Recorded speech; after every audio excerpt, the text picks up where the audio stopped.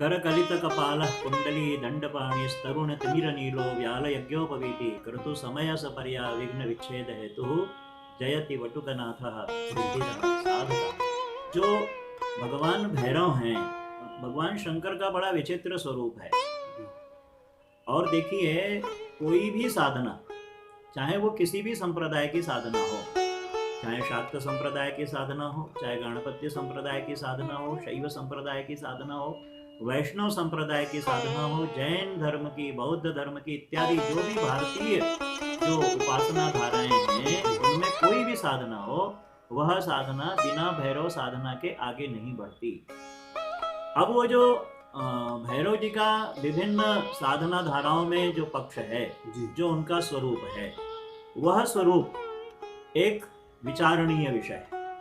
क्योंकि जैसे ये कहा जाता है कि शिव और शक्ति, इसके बिना जगत की सृष्टि नहीं हो सकती। इसी तरह से जहां भी कोई देव शक्ति है, उस देव शक्ति के साथ उसको आगे बढ़ाने वाला जो तत्व है, उसे भैरव कहा जाता है। और जो भय से रक्षा करने वाले हैं, ऐसे देवता का नाम भैरव है।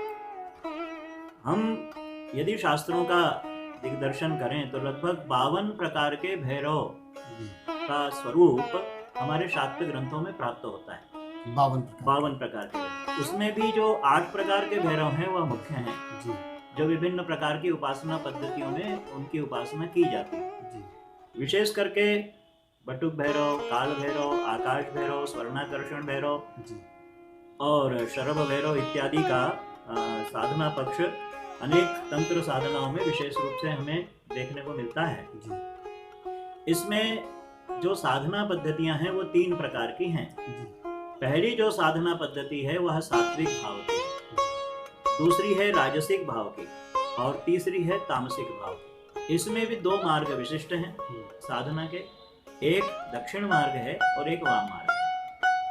तो ये जो तीनों प्रकार की पद्धतियां हैं, दक्षिण मार्ग और वाम मार्ग के अंदर समाहित हो जाती हैं, सात्विक, राजसिक और तामसिक। अब दक्षिण मार्ग वाली पद्धति में जो भैरव की उपासना है, उसमें सात्विक रूप से गृहस्थ जनों को पूजा उपासना करना चाहिए, ताकि उनके जीवन में कष्टों का शमन हो, दुख दारिद्र्य नष्ट हो और उनकी आपत्तियों से रक्षा हो। तो सात्विक पूजन का विधान श्रेष्ठतम माना जाता है। मतलब भैरव बाबा की उपासना करें, उन्हें गंध, पुष्प, धूप और दीप, नैवेद्य इत्यादि अर्पित करें। विशेष करके सात्विक जो उपासना है उसमें नैवेद्य का बहुत महत्व है, और उसमें भगवान भैरव को उड़द के दही बड़े समर्पित करना चाहिए, जिससे हमारी मनोकामनाएं पूर्ण होती हैं।